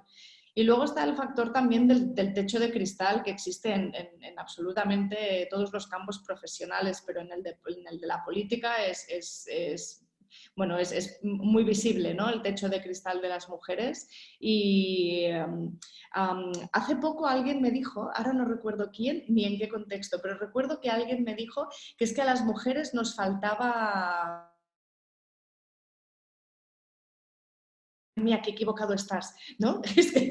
Y que por eso no llegábamos no llegábamos a puestos de liderazgo. Te perdimos, Alicia, te perdimos un segundo cuando ibas a decir que a las mujeres nos faltaba y ahí te cortamos. Ambición.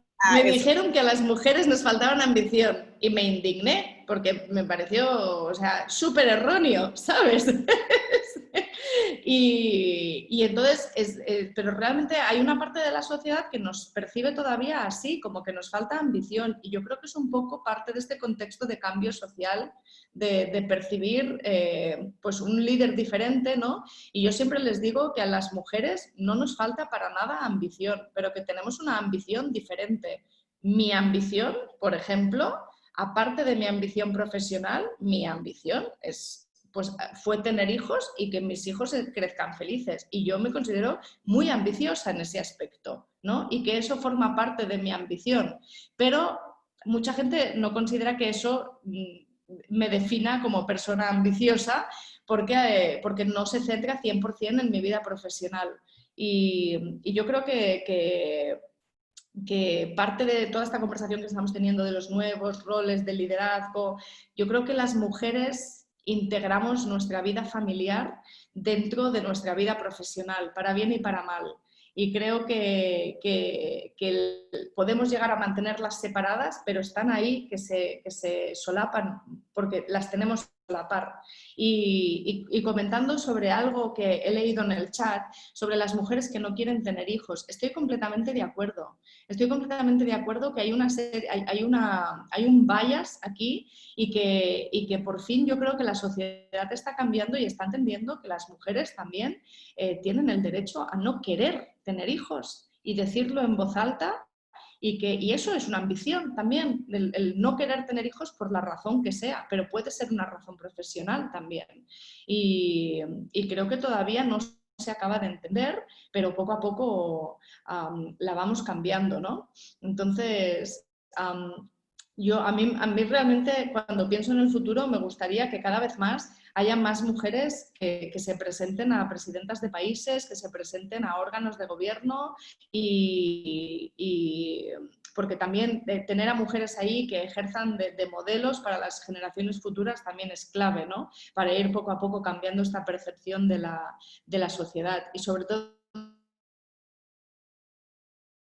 una perspectiva de género. Tener políticas con una perspectiva de género es clave para poder tener más mujeres ahí y las políticas de género tienen que ser reales y acertadas. Es decir, solo porque haya una cláusula, ¿no? Como se mencionaba ahora el acuerdo de Escazú, solo porque haya una cláusula que diga que se tiene que garantizar la igualdad de oportunidades, o sea, es que ¿cómo es esa frase que al baile, ¿no? Y la inclusión es que te saquen a bailar, pues es un poco así, ¿no? Ahora mismo nos están invitando al baile, nos están invitando absolutamente a todos los bailes, pero casi nadie nos está sacando a bailar. Y somos unas bailarinas excelentes. Seguimos el ritmo como nadie.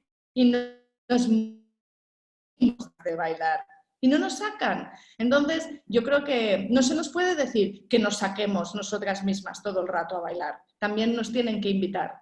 Y yo creo que ahí es donde están fallando muchas de estas políticas de perspectiva de género, que nos invitan al baile, pero no nos sacan a bailar. Y por eso es como un pez que se muerde la cola. Tener más mujeres en estos puestos de liderazgo hace que estas perspectivas de género sean más acertadas y no solo tengan en cuenta el que te inviten al baile, sino que también tienen en cuenta el cómo sacarte a bailar.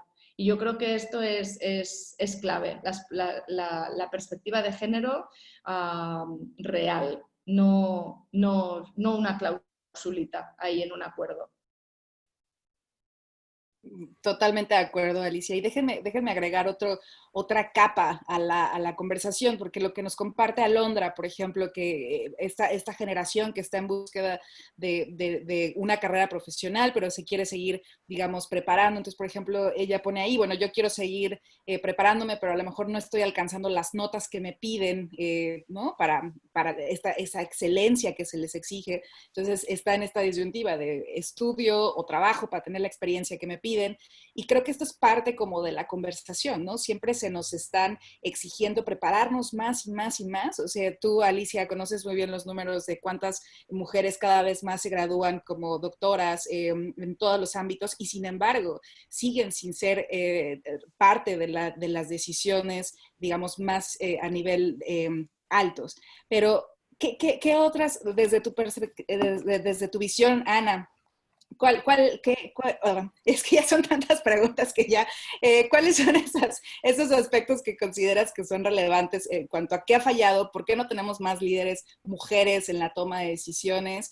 Y bueno, ¿tú en dónde pones los elementos que debemos pues seguir impulsando? ¿Tú en dónde crees que deberemos seguir enfatizando pues para fortalecer el rol? Y bueno, cualquier pregunta que quieras responder de todo lo que aquí se ha planteado, que son muchísimos temas. Yo ya me emociono. Tengo una lista ahí puesta en un Word que voy a ir punto por punto. Respecto a esto de la excelencia y de si formarse o no, esta es la eterna batalla, que parecemos sísifos intentando coger la piedra y siempre se nos cae encima y siempre se nos cae encima.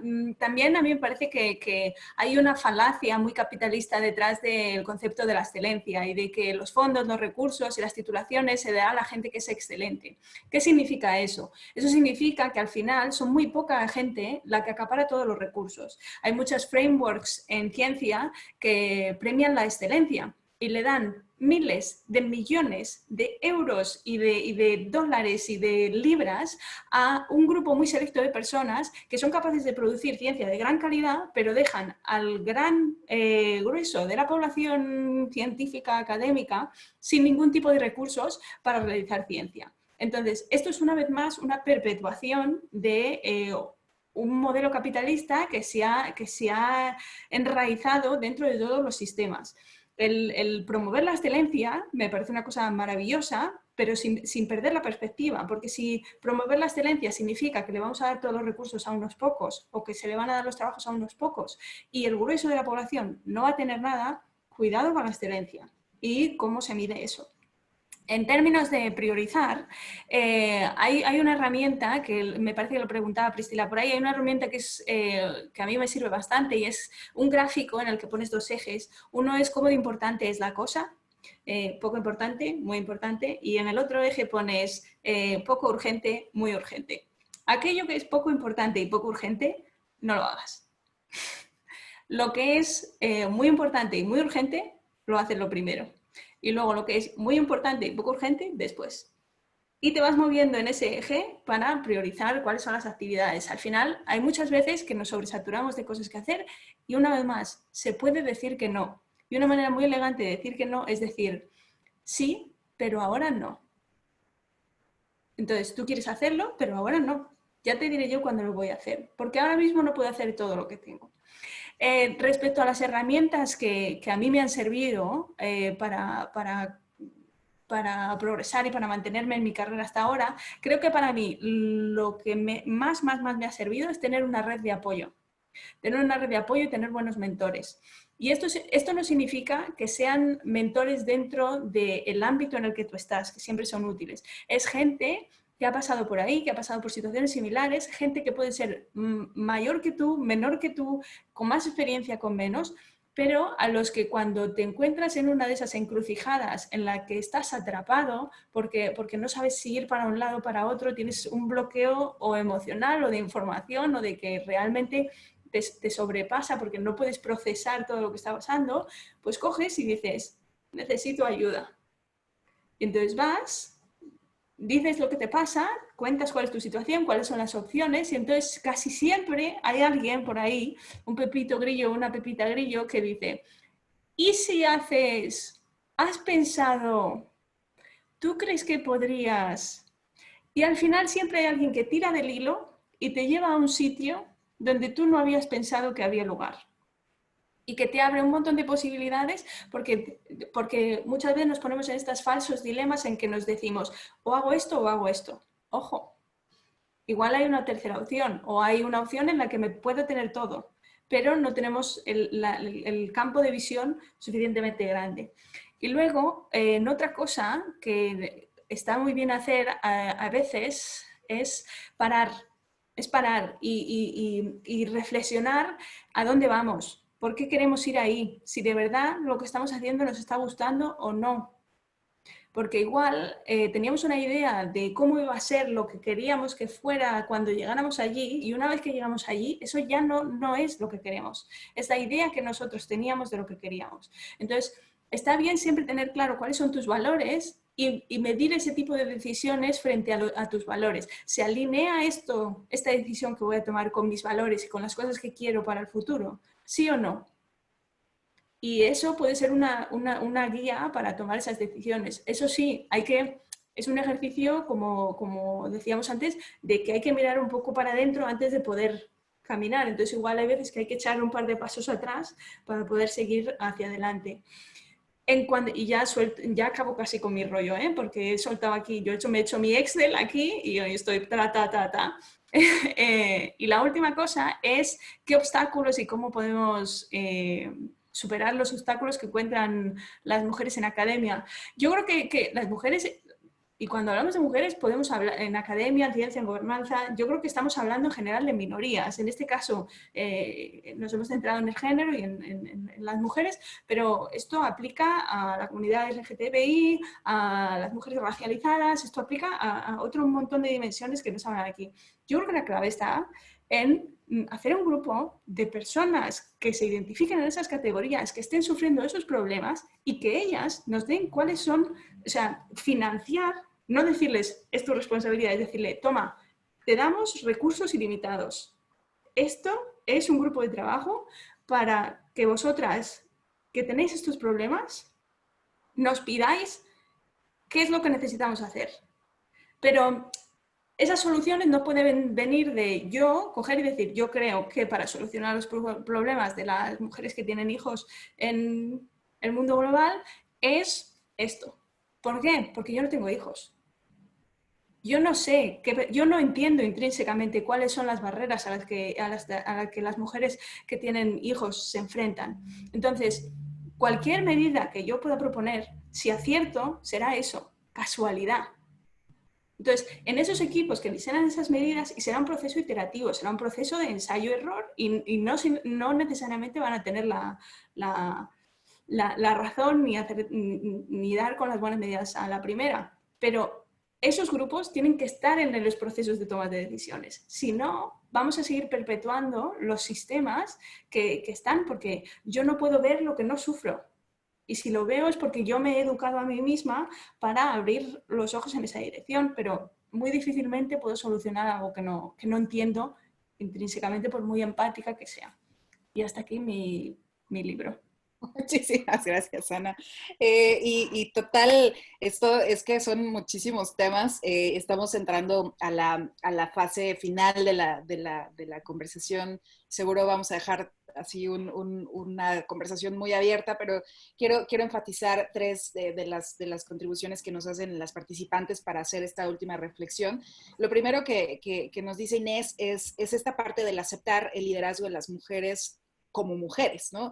Porque hay todo un proceso en donde las mujeres tienden a tener un liderazgo muy patriarcal, ¿no? En donde las mujeres pues se tienen que ser así, estas fuertes, con un sistema muy masculino para poder imponerse, ¿no? Entonces también es como mujeres podemos hacer uso de nuestras tácticas como mujeres y aceptar ese rol y aceptar, digamos, mucha gente se queja de que estamos haciendo o idealizando o haciendo muy romántica la visión de la mujer como por la empatía, pero en realidad hay características y hay cosas que nos caracterizan como mujeres frente a los hombres. Entonces, ¿cómo hacer... cómo fortalecer ese rol de mujeres con este frente como mujeres, ¿no? Asumirnos como que tenemos tácticas diferentes para hacer las cosas. Otra cosa que nos comparte Mariana también es esta parte de la historia, ¿no? A lo largo de la historia nos han hablado de liderazgos muy masculinos, la historia está llena de caracteres y personajes masculinos y poco de mujeres, entonces pues la historia tampoco nos hace justicia, ¿no? A todo lo que hemos contribuido, pero ahora pues estamos en este momento de reescribir la historia, ¿no? En donde hay un liderazgo de mujeres, y si no le queremos llamar de liderazgo, una posición en donde las mujeres se caracterizan por acciones contundentes y el COVID va a escribir en la historia que países como Alemania, como Dinamarca, Island, que tienen liderazgos femeninos, están marcando un hito, ¿no? En la historia y esto habla mucho del liderazgo que tenemos como mujeres. Y aquí hay un tema que nos preguntan ahí también, que tiene que ver con el factor cultural, ¿no? Un liderazgo es muy diferente de un lugar a otro. Ella pone el ejemplo de las comunidades indígenas, mujeres indígenas que han sido olvidadas por generaciones, y aquí es verdad, o sea, lo que compartíamos y lo que decía Belén, o sea, es que en algunos escenarios el liderazgo ni siquiera es una palabra, ¿no? O sea, no existe, porque son parte de una comunidad, se asumen como una comunidad y no ven que hay necesidad de tener este líder, pero cómo seguir fortaleciendo ese poder de las mujeres, si no le queremos llamar liderazgo, o sea, esa participación para hacerla cada vez más efectiva.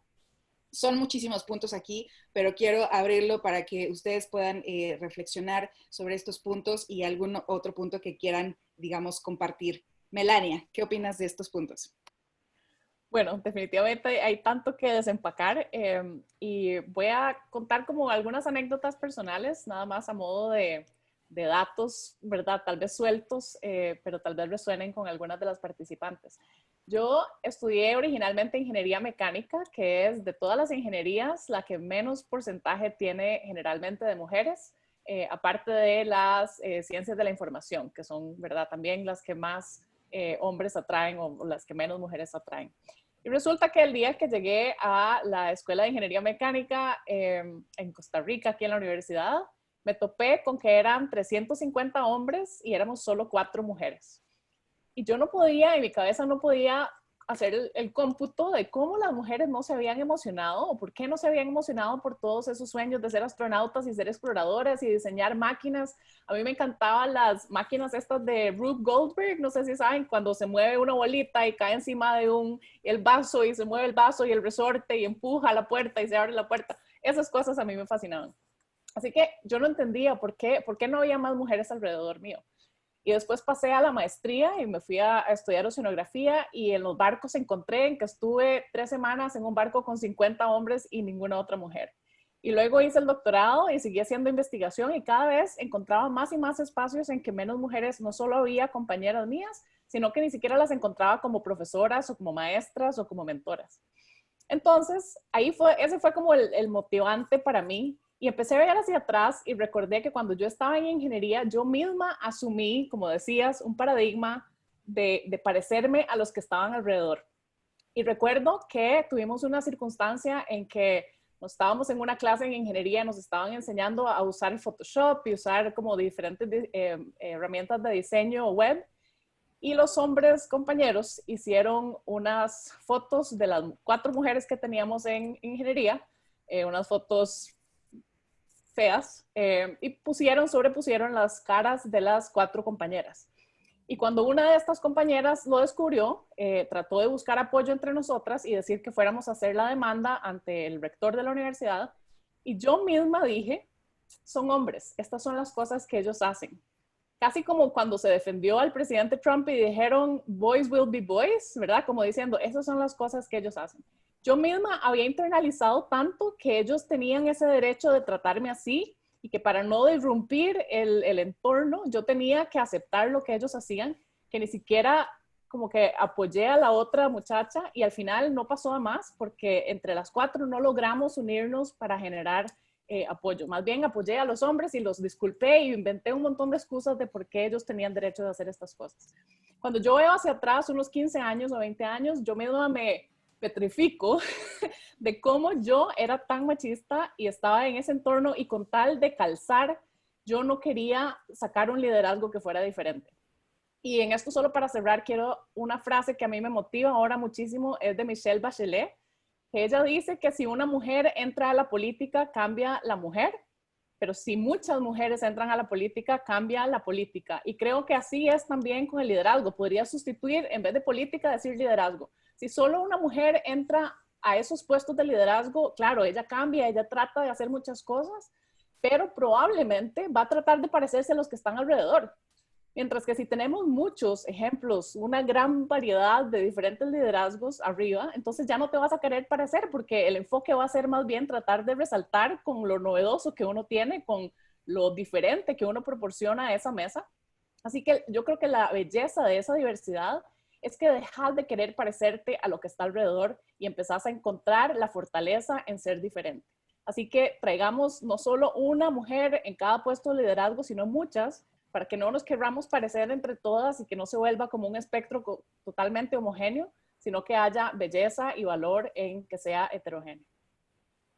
Buenísimo, sí, totalmente, Melania. Y además, por ejemplo, dice, ¿no? que ahora en un momento como el COVID sobresale el liderazgo de las mujeres, pero si las vemos en un contexto amplio, pues siguen siendo poquitas, pero si cada vez son más mujeres en la toma de decisiones, esos cambios que las mujeres son capaces de hacer se van a ver como algo más normal, ¿no? Y no se trata como de decir, de esto está mal, esto está bien, sino que es darles la oportunidad de asumir esos roles, de esos puestos de liderazgo, para que el entorno cambie en su conjunto, ¿no? Y no solo esta parte individual que lo enfatizas muy bien.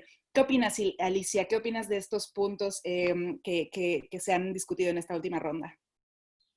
Pues yo creo que requiere de una especial capacidad el sacar tu propia personalidad, tanto en puestos de liderazgo como en cualquier otro puesto, ¿no? Lo que dice Melania, cuando estás tú sola y estás rodeada de hombres, pues requiere que tú tengas una seguridad muy grande en ti misma para que no te dejes, ¿no? empapar de la testosterona que hay a tu lado y saques tu propia personalidad. Y creo que alguien lo ha mencionado antes en el chat, ¿no? De realmente tienes también que cultivar tu propio yo y tu propia serenidad y tu propia... O sea, yo realmente creo que la salud mental es muy importante para todo el mundo, pero creo que la salud mental es clave para las mujeres que están intentando llegar a donde ellas quieren llegar, porque sobre todo cuando te mueves en un ambiente en el que estás rodeada de hombres, de verdad que requiere mucha serenidad mental y mucho aplomo y mucha confianza el poder sacar tu verdadero yo independientemente del grupo de hombres que tienes alrededor. Y también creo que se aprende, porque creo que el ejemplo que ha puesto Mela sobre su pasado es un ejemplo en el que prácticamente todas que estamos aquí, panelistas y las que están atendiendo, nos podemos sentir identificadas, porque ¿quién no tiene un ejemplo así o similar de su pasado? Y creo que la otra parte, aparte de la serenidad y la seguridad en uno mismo, también viene un poco de la educación, ¿no? A quien no le han dicho cuando era pequeña, Juanito te ha empujado porque le gustas. Y es como, no, Juanito te ha empujado porque es tonto, porque no le han dicho que empujar está mal, porque cuando alguien te gusta no lo empujas. Pero es algo que yo recuerdo que a mí me lo decían mucho de niña, ¿no? Fulanito de tal te ha pegado porque le gustas. Pero por favor, qué barbaridad, ¿no? Y entonces yo creo que también que la educación, para que las futuras generaciones no acepten como normal una cosa que claramente no lo es clave. Y en eso, hombres y mujeres, ¿no? Y ya no hace falta que tengas hijos, es que si eres tía, también estás educando, ¿no? Y entonces yo creo que esa parte de la educación y el cambiar estos comportamientos es muy importante para cuando luego te encuentras en una situación como la que ha descrito Mela, no digas boys will be boys, ¿no? Y digas, pues no lo voy a tolerar. Y yo creo que son cosas que cada vez se hablan más abiertamente, que incluso ahora hay hasta cuentos infantiles, ¿no?, sobre este tema, y yo la verdad es que tengo bastante confianza en las generaciones futuras y entonces, pero realmente para las que ya no somos la generación futura, para las que somos la generación actual, yo realmente creo que es importante tener una seguridad muy grande en sacar hacia adelante tu personalidad. Y creo que además volviendo a la frase que ha dicho Mela, ¿no?, de que si una mujer entra en política cambia a la mujer, pero si somos muchas, esto ya también lo ha mencionado Ana al principio en sus primeros comentarios, ¿no?, que dice que ella se dedica a sacar conversaciones incómodas y a hacer preguntas incómodas, y también voy a linkear esto con el privilegio, ¿no? Yo también soy una mujer blanca privilegiada y considero, muchas veces me quedo en situaciones que son incómodas porque considero que me tengo que quedar, porque tengo que hacer uso de mi privilegio. Y ese uso de mi privilegio yo lo enfoco de esta manera, de me voy a quedar en esta situación medianamente incómoda para mí, porque no me da la gana irme y que no haya ninguna mujer, por ejemplo, o porque no me da la gana irme y ponerle las cosas más fáciles a esta persona que me está debatiendo que, pues lo que os he dicho antes, ¿no?, que las mujeres no somos ambiciosas, por ejemplo. Y yo creo que una cosa que a mí me ha ayudado mucho es descubrir mi voz, y un poco esto, Madeleine Albright ya lo dijo, ¿no? Dijo, ahora que he descubierto mi voz, no hay nadie que me vaya a callar. Pues yo me siento un poco así, ¿no? Yo hace unos años descubrí mi voz y ahora no callo ni debajo del agua. O sea, es que me da igual me escuchen o no me escuchen. Yo suelto mi discurso, yo hablo de mi libro porque las mujeres, porque el liderazgo, absolutamente a todo el mundo. Y cuando doy entrevistas, por ejemplo, uno de los mejores consejos que me dieron para cuando hablo de entrevistas es: no responde la pregunta que te han hecho, tú responde la pregunta que te gustaría que te hubiesen hecho. Y entonces yo, o sea, me pregunten lo que me pregunten, meto el tema del por qué es importante la igualdad de género en el contexto de la emergencia climática, por ejemplo, ¿no? Y es algo que siempre menciono. Entonces, yo creo que aparte de todos los títulos que puedas llegar a tener, creo que también es importante cultivarse a una misma para encontrar esa seguridad que te garantice que tengas tu voz y que la uses. Y una vez hayas encontrado tu voz, úsala alto y claro, y úsala. Y si necesitas de vez en cuando tomar aire, porque yo también me canso, yo también me frustro, y a veces hay situaciones que son demasiado incómodas para mí y no las puedo tolerar. Entonces, pues me voy y tomo aire, ¿no? Lo que dice Ana, la ola pasará. Entonces yo me voy a mi casa, yo tomo aire, yo respiro, a veces necesito respirar por un día, a veces necesito respirar por una semana. Respiro y luego vuelvo al ruedo. y por mí y por todas mis compañeras, ¿no? En algún momento, pasito a pasito, vamos rompiendo el hielo. Buenísimo, sí, y esa voz de la que hablas es justo la que a veces nos quiere traicionar, pero al final es la que siempre nos saca adelante, ¿no? Ana, ¿tú qué opinas de estos puntos? Bueno, la verdad es que tampoco tengo mucho más que añadir de las cosas que han dicho tanto Mela como Alicia. Yo creo que la única cosa sí que añadiría es estar atentas y atentos a no replicar las cosas que no nos gustan y que a veces el llegar a tener posiciones de poder te hace, como dirían en mi tierra, te sientas en la silla y ya se te olvida de dónde vienes y todo lo que has tenido que pasar y te parece que lo has conseguido porque te lo mereces. Y en muchas ocasiones no lo has conseguido porque te lo mereces, igual sí, pero hay muchísima otra gente que se lo merece y no lo ha conseguido. Y la diferencia entre ellos y tú no es ni el esfuerzo, ni muchas veces es haber estado en un sitio o en otro en el momento adecuado. Entonces, no perder ese duende detrás de la oreja que nos recuerde de dónde venimos y eso, sí, yo creo que eso. Ya está. Muchísimas gracias. No puedo dejar de mencionar este comentario que nos hacen llegar desde Facebook, porque me parece que es ahí sí nos escuchan, ¿verdad? Sí. Me parece que es un tema muy importante y que me gustaría, si hay alguna reacción, nos comparten, ¿no? Que en Ecuador pues ha sido duro porque hay, digamos, hay países, como en el caso de Ecuador, que nos siguen llamando el sexo débil, ¿no? Y aunque hemos ganado batallas en algunas cosas, por ejemplo, a nivel profesional, como ya lo hablábamos aquí, cada vez más mujeres estudiando y posgrados y carreras, sigue habiendo una gran brecha salarial, ¿no? Y esa es algo que digamos, es, digamos, en Ecuador y yo creo que en muchas partes del mundo, y es algo que inmediato, tú tienes a dos personas, una mujer y un hombre, y con la mismita preparación, sin embargo, al hombre siempre tienden a pagarle más. Y lo que quisieran, pues, si hay alguna reacción respecto a esto, ustedes consideran que hay, digamos, hay alguna manera, ¿no? De afrontar esto que quisieran enfatizar. No sé, alguna de las tres que quisiera mencionar algo sobre esto último. ¿Mela? Sandra, voy a dejar más bien que empecemos de atrás adelante, que Ana empiece porque siempre dice que le quitamos todo lo que tenía que decir. Dale, Ana. ¿Qué hacer cuando nos... ¿Me oís? Sí, y una reflexión final, algún pensamiento final que quieras dejar. Perdón, ya sé que muchas veces final, pero está muy buena la conversación. Sí. Respecto a este tipo de comentarios de la sociedad siendo machista y perpetuando este tipo de cosas, hacer uso del poder que tengáis al nivel que tengáis y forzar ese cambio, pero sin un poco asumir culpa de las cosas que están fuera de vuestro control.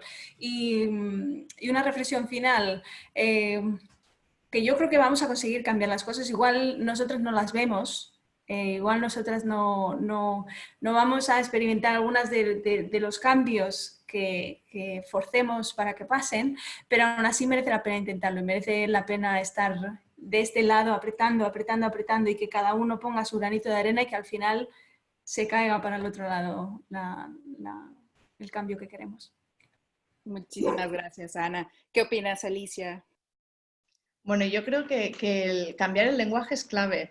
Igual que estamos intentando cambiar el lenguaje para que ya no se hable de cambio climático, sino que se hable de emergencia climática, porque eso da un sentido ¿no? de que esto se tiene que atajar y se tiene que atajar ahora.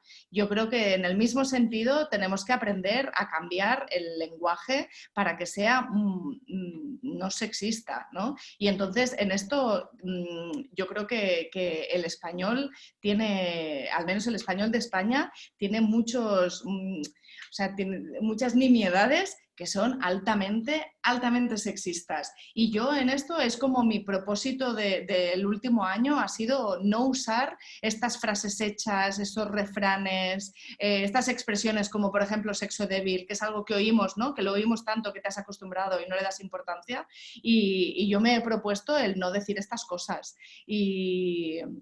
Y entonces yo creo que es algo que si nos proponemos todos activamente podemos llegar a conseguirlo y tiene realmente, yo creo que tiene un efecto, aunque sea pequeño, lo tiene. Creo que lo de la brecha salarial, esto es un problema en Ecuador, en Estados Unidos, en España y en absolutamente todas partes. Y realmente lo que hay que hacer es seguir luchando y seguir luchando y seguir luchando y seguir luchando. Y si a ti no te apetece luchar, pues no pasa absolutamente nada, pero alguien tiene que estar en esa lucha, ¿no? Y si se da una situación en la que tú en tu entorno laboral de repente te enteras, pues que yo creo que en esta lucha es muy importante tener aliados hombres, porque yo realmente creo que los hombres tenían que plantarse y decir voy a cobrar menos para que ella cobre más. Claro, no me imagino, ¿no?, cómo esto puede ocurrir, pero yo realmente pienso que esto tiene que ser parte de la solución. Y bueno, a ver si los convencemos, ¿no? Yo voy a empezar convenciendo a mi marido, a ver si lo consigo, ya os diré algo.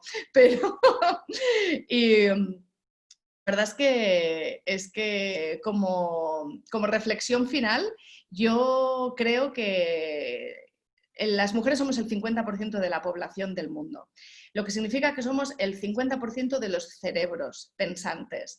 Y realmente, y volviendo al tema de la emergencia climática es un problema enorme en el que se necesitan todos los cerebros del mundo. Cuanto más cerebros seamos, de más entornos diferentes, cuanta mayor diversidad exista de cerebros pensando una posible solución a este problemón, más garantías tenemos de salir hacia adelante y de sobrevivir. Entonces, me parece tirarnos piedras contra nuestro propio tejado, no incluir a las mujeres en esta conversación y no sentarlas en esas mesas de toma de decisiones. Realmente, lo de la igualdad de género tendría que ser una prioridad para absolutamente todo el mundo, da igual si eres mujer o si eres hombre, porque si eres hombre también te afecta que no haya ese 50% de cerebros pensando una solución para que tú, hombre, sobrevivas. Entonces, yo realmente pienso que como dice Ana, hay que tener un poco de esperanza. Creo que se están consiguiendo muchos cambios y creo que muchos otros no los vamos a ver nosotras, pero espero que los vea mi hija. Y entonces hay que seguir tirando hacia adelante y hay que seguir haciendo todos estos pequeños cambios, que muchos pequeños cambios al final consiguen grandes cambios. Muchísimas gracias, Alicia. Y Mela, ¿qué opinas? Bueno, pues qué lindo escuchar las perspectivas de ellas antes de traer la mía. Coincido también completamente con todo lo que han dicho y tal vez para aportar algo nuevo, a mí me encanta de nuevo volver a ver hacia atrás en el tiempo y darnos cuenta, por ejemplo, en este caso de Ecuador, que este status quo o este paradigma en el que estamos ahorita no ha sido siempre así, ni siquiera en el lugar físico, geográfico donde nos encontramos. Hay tantísimas de las culturas nativas, originales de nuestra tierra que eran matriarcados. Así que estas cosas son fluidas en el tiempo y es este cuadrado de paradigma en el que estamos ahorita no tiene razones biológicas, no tiene razones o justificaciones naturales de por qué debería ser así. La mejor manera de darse cuenta es viendo hacia la naturaleza. Por ejemplo, especies de algunas ballenas como las orcas o las belugas son también matriarcados y son especies de las pocas que experimentan también la menopausia por el gran conocimiento y el valor que contribuyen las abuelas a que sobreviva su familia, a que sobreviva la población. Así que no hay una razón biológica, no hay una razón natural para que las mujeres no estemos en esos puestos de liderazgo. Como dice Alicia, somos el 50% de la población, constituimos el 50% de los cerebros. Así que tenemos que entender que este cajón en que nos han encerrado los últimos siglos y tal vez nos hemos empezado a liberar un poco en las últimas décadas, no tiene una razón de ser y que podemos vivir en un mundo diferente y que podemos vivir en un mundo en que todos surjamos. No se trata de bajar a los hombres para que nos posicionemos nosotros, no se trata de reemplazarlos a ellos y quitarles su espacio.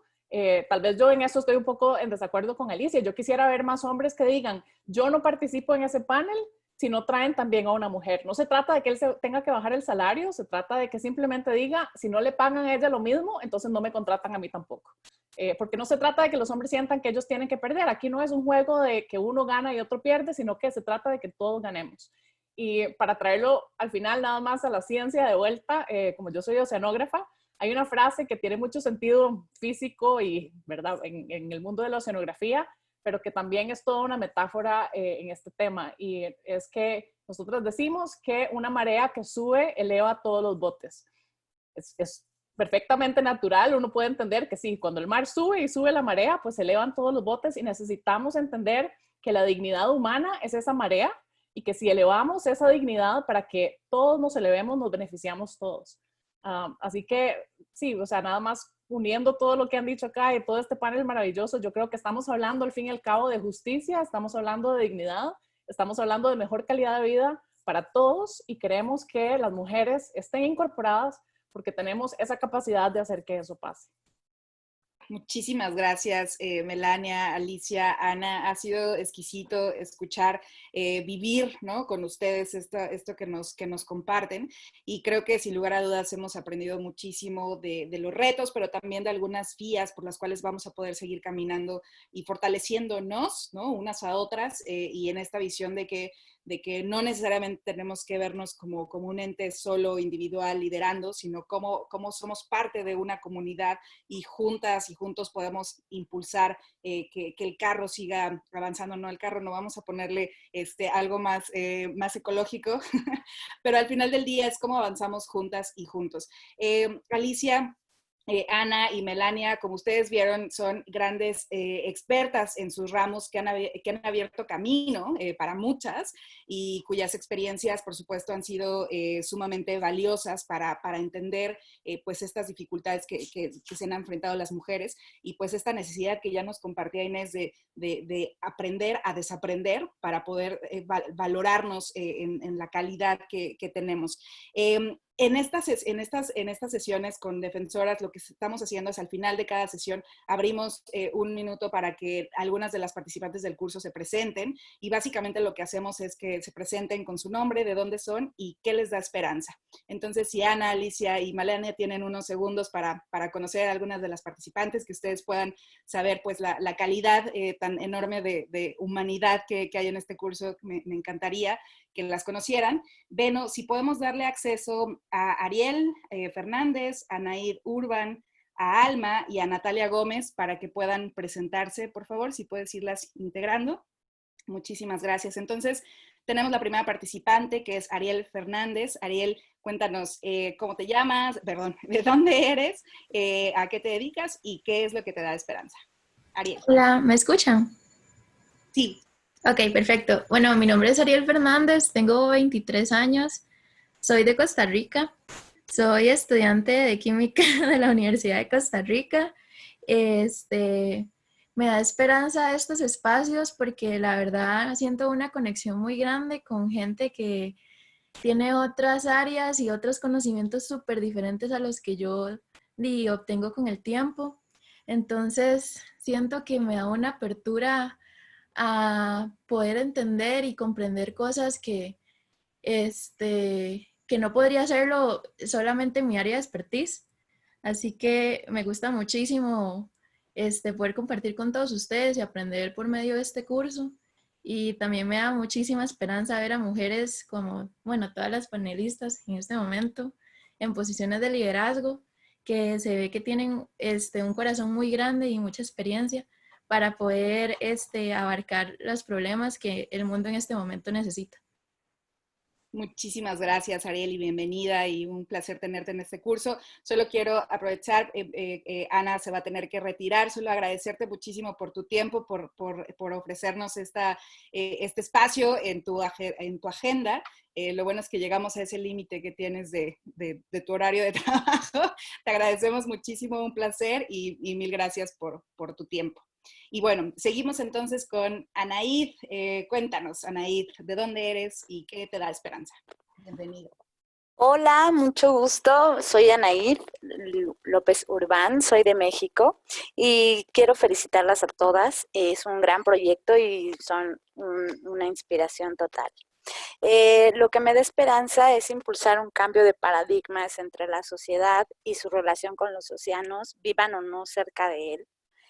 Soy una creyente fehaciente de que la salud oceánica y la seguridad alimentaria inicia desde una buena gestión de las ciudades y los sistemas y los ecosistemas costeros. Y sin duda una gran inspiración es encontrar en el camino de la vida a mujeres como ustedes, en particular a Mela, que tuve la oportunidad de conocerla en persona, de trabajar con ella, y ha sido una inspiración en todos los sentidos. Y a ti, Sandra, que también por ser una mexicana extraordinaria y una fuente de inspiración en la parte ambiental. Muchísimas felicidades. Gracias. Muchísimas gracias, Anaída, un placer y muchas gracias por todo el trabajo que también haces. Ya decíamos que en este curso no solo las panelistas tienen unas trayectorias increíbles, sino también las participantes tienen muchísimo que contribuir, así que muchísimas gracias por su confianza y por ser parte de esta iniciativa. Alma, bienvenida. ¿De dónde eres y qué te da esperanza? Hola, mil gracias primero por este espacio y por esta sesión. Ha sido muy, muy bonito cada cosa que hemos podido escuchar y aprender. Soy colombiana y me llena de esperanza las comunidades rurales que siguen luchando, que siguen siendo resilientes, los seres genuinos que me encuentro en el camino, como ustedes. Me da esperanza el pensar en un cambio positivo, entonces me llena mucho eso y seguir pensando en un camino juntas y que las mujeres también tenemos un rol muy clave en todo esto, ¿no? Entonces eso me llena de esperanza. Muchas gracias de verdad por el espacio. Muchísimas gracias, Alma, y gracias por ser parte de esto y por tus palabras y bueno, por seguirnos alentando para seguir adelante. Muchísimas gracias. Natalia, cuéntanos de dónde eres y qué te motiva, qué te da esperanza. Hola, buenos días a todas y todos, ¿verdad? Principalmente. Mi nombre es Natalia, soy de Costa Rica y soy estudiante de Ingeniería Ambiental en el último año y bueno, me motiva y me da mucha esperanza, como ya lo mencionaron mis compañeras, este espacio principalmente me da mucha esperanza ver que hay otras mujeres interesadas en la justicia climática y que luchan por ello, tanto como Alicia, Melania, vos, Sandra y todas las participantes acá.